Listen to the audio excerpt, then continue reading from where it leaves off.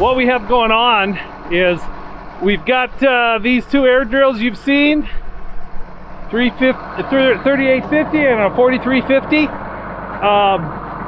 They're about 2004, 2005 vintage. Well, finally, after all these years of use and running fertilizer through, which is very, very corrosive, the undercarriage and the metering system on both of them are where it has corroded holes into different areas, and we've been kind of nursing them together to take care of seeding. We finally decided either we had to do something really major or maybe just partially major, and we chose the partially for this right now. Unless these things are fixed up, they would be of no value in trade-in either. So what we got going is we've got a company coming that deals with this kind of situation, and they're going to help us upgrade these to almost new status, at least all this undercarriage. I just got to put the pin in and tow it over to the shop. If somebody sees me and stops and asks, what am I doing this in January? I'm going to tell them, I think the winter's getting about half done. It's time to get the iceberg lettuce in. Okay, we just got back from our trip. My dad decided to be well, I guess above and beyond. He's kind of an overachiever, let's put it that way. He went and got the air cart put in the shop so it's nice and warm in here. Reason why we have this air cart in here is because we are expecting some friends, some people that are gonna help us install some parts and pieces on this air cart that's gonna make our lives a lot easier.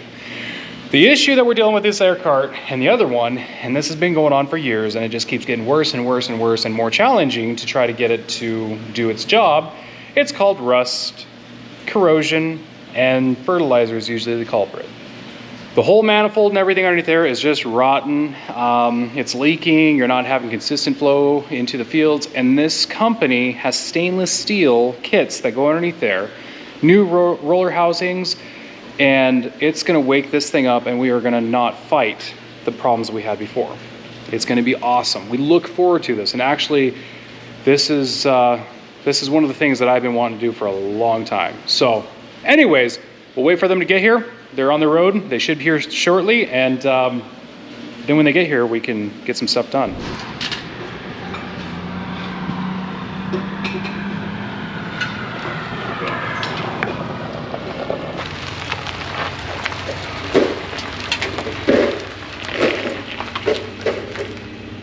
Hey guys. Hey.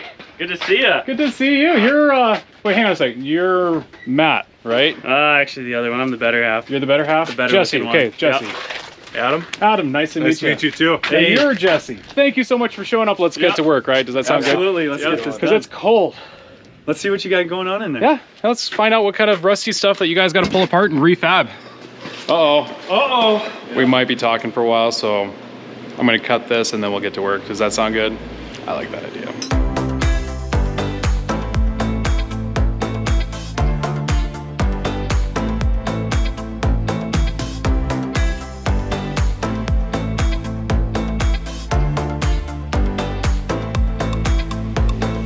All right, we're gonna try just taking this bar, folding it down, and then we're gonna see if we can get inside the shop because it is cold out here. Okay, so what we need the case tractor for is we actually have to drop the manifold. The manifold is a bunch of tubes that run from the tanks that go out and feed all the product to the air drill. The manifold is rotten. There's a lot of pieces on it, holes, things, thin wall, it's steel, and the corrosion with the fertilizer destroys it. Now, the tractor has the hydraulics to run that. We cannot drop it until we have the hydraulics. So what I had to do over here is we hook in the hydraulic lines, go into the tractor. But there's also a thing called a case drain, which actually runs off the fan.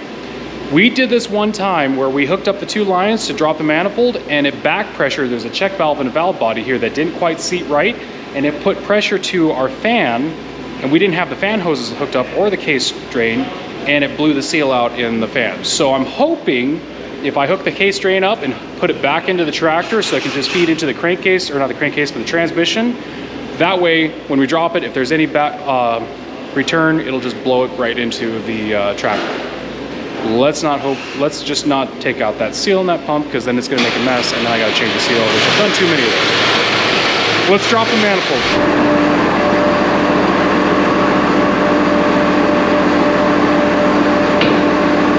This is the manifold. And what the problem is you've got, this is called a double chute, and you've got 2 layers of tubes, one on the top and one on the bottom. You got these dividers right here, and what happens is that all that fertilizer gets stuck in the tubes, and it starts sitting or wearing on the tubes, and so there's holes all over in here. So when you're blowing that air with the product, it's shooting out of holes. Now, we've been siliconing it, we've been putting rags and stuff just trying to get through, but what's gonna happen is if you can't get the right amount of fertilizer, the right amount of seed into your field, your stand's not gonna be very good, it's gonna suffer. You wanna try to give the best opportunity you can for your product, your seed, to grow the best that you can. So if we can fix these problems, it'll make our lives easier and hopefully better yield, which means more food, and people get to eat more food because, well, that's what we want to do, right? But all right, now we got to disconnect and get some stuff on. We might turn this cart around. We'll just play it by ear.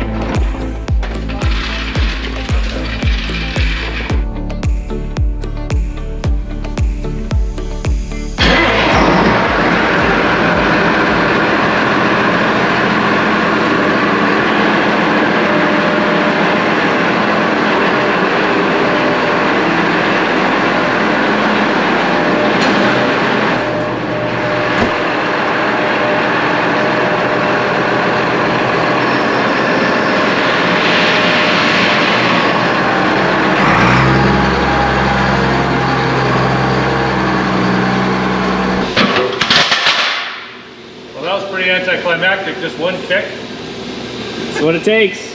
There we go. We got a little slight problem. For whatever reason, the tractor hooking up this cart out here, we can't drop the manifold. We've been trying to get the hydraulics to lift the cylinder, and it just will not lift it enough to take off the safety support. So we're gonna crack the lines, bleed the hydraulic oil out of it, and maybe we can pry that safety support off, and then it'll drop. So that's what we're trying.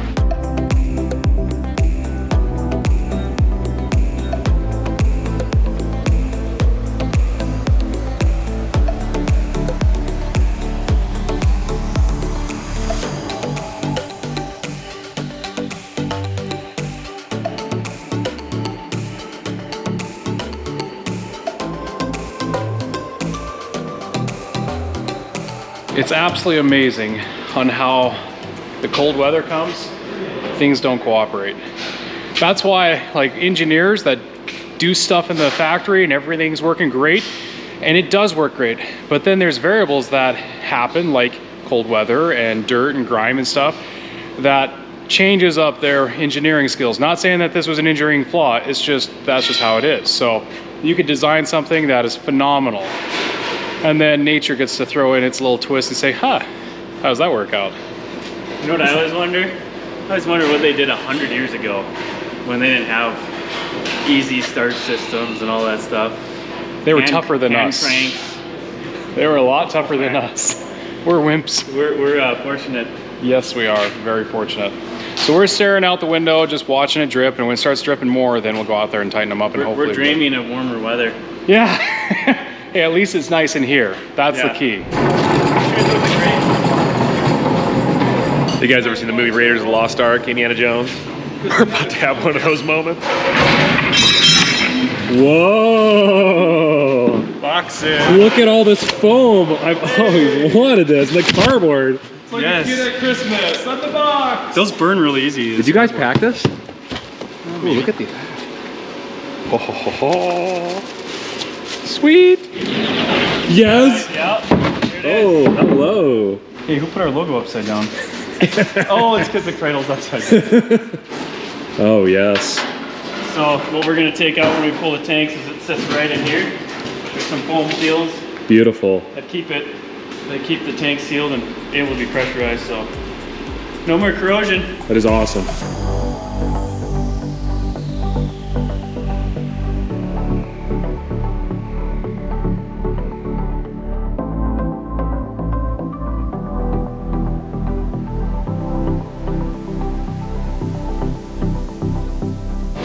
the hat's gonna fly. There it goes. For those that don't know, I got a bump cap in here.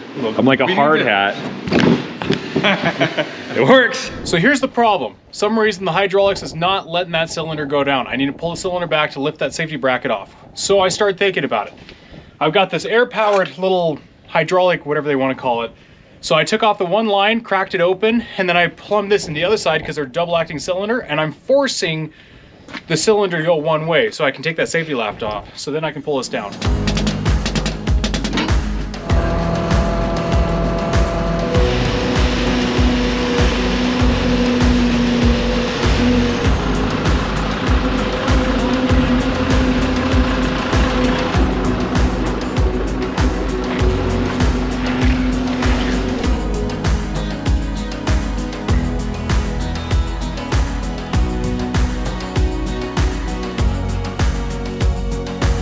Cold iron in here. So we're going to pull the wiring harness off everything. So that means all these connectors, and I'm gonna try to my best not to break them because I'm sure they're icy cold.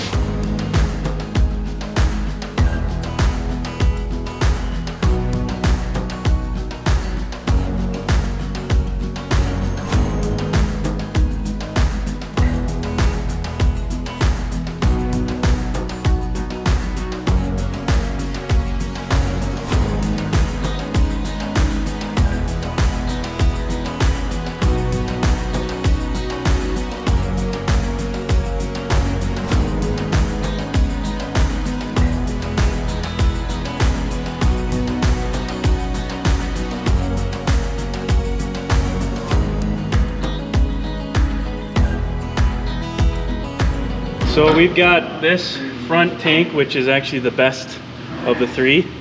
It's not too bad. We've been able to get most of it out without cutting. But this holds the middle. And when we had both the plenums in here, we actually couldn't get this out. We're struggling. So we pulled this out with the hose, got that out, and then once we pried this out, it allowed us to slide this out. So this is all loose. So I'll just show how this comes out. But here is one of the plenum assemblies. And this is how it controls airflow into each tank. And a lot of times guys don't adjust these because they can't. They get stuck. Now this is again the front tank, the C tank, so it's actually still in pretty nice shape, but the other ones are not in good shape at all. So now we got front plenums off. We're ready to look at making sure tank cradle bolts are out, and this one's about ready to come out. It's amazing how much dirt we're bringing in from the fields and putting it on our shop floor and our faces and our eyes and our back, because there's a lot of dirt and stuff underneath those things and lots of corrosion. This is going to be awesome.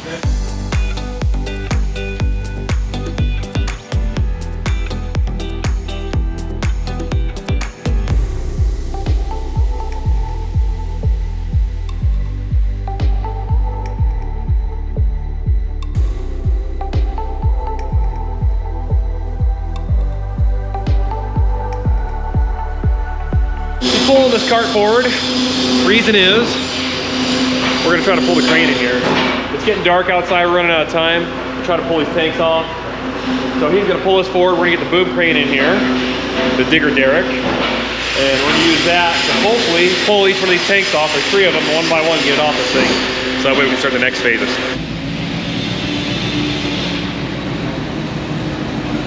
Okay, change of plans. It's dark outside, can't see, but we got the crane inside the shop, and we're thinking about trying, keyword trying, to take the tank off with that. Think it's gonna work? I think so.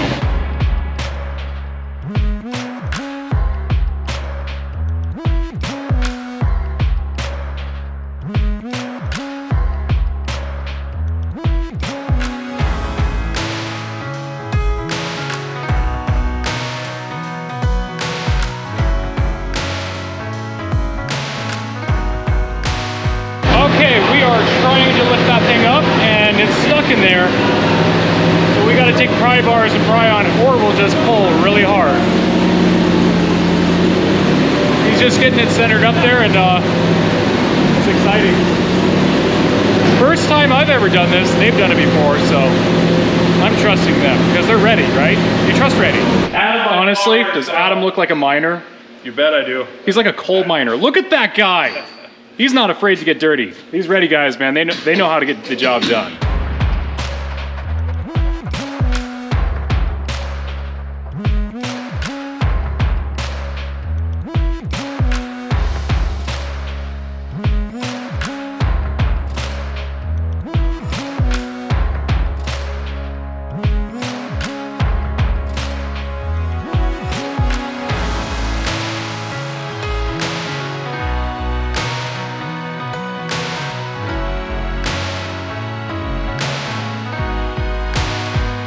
What's beeping? Oh, the carbon monoxide detector's going off. Get out! That's a good time to call it a day. Yeah. I guess I could disable that. My pocket keeps vibrating. Oh, now Simply Safe is calling me. How do we silence? I better answer this. Everything is fine. Yeah, we're doing just fine. There's no issues. It was a big truck that had the shop running. We're in a farm shop, so. But I'm glad the system works. I guess that was a good trigger. Wow. They texted me, my app alerted me, and then they called me. Within seconds. That's phenomenal. Within probably about 15 seconds of that thing going off. Pretty impressive. Okay, it is day 2. Rations are getting low, but the spirits are high. That's all that matters, right? It's coming along. We're making some progress. They're getting ready to almost pull the tanks off of that one. We still have to pull off 2 tanks on this one over here, but that won't take too long. It's actually going pretty fast. We just got to do a lot of finessing in the shop, like moving things around, and yeah. But they're discussing on what the next game plan is, and I guess they're the bosses today, so we do as we're told. At least that's what I'm hoping. So, okay, all right, let's get back to work. Tank number 2 going on. Woo! Yeah, I was lifting my tank up. There you go. Now go up. Yeah, you can go up. There you go. Yeah, there better not be one scratch on that thing. That's not how we go about business around here. Well, that wasn't too bad. We're getting better every time. By the time we get this one down, then this one over here is going to go a lot faster. Theoretically, that's what they always say, right? And if you guys are wondering, yes, we did turn the scalp chopper off, so no more scalp chopping. But I am hard-hatted, so it wouldn't hurt anyways. Well, minus the hydraulic line there that was tight. Somehow missed the pre-lift inspection. But we're gonna have these 3 tanks piled over here, and then the next step's gonna go to town on the frame of this thing. We gotta sand it, buff it, clean it, throw paint on all the rust spots so they don't continue to corrode. And then we'll start the process of assembling the new stainless steel.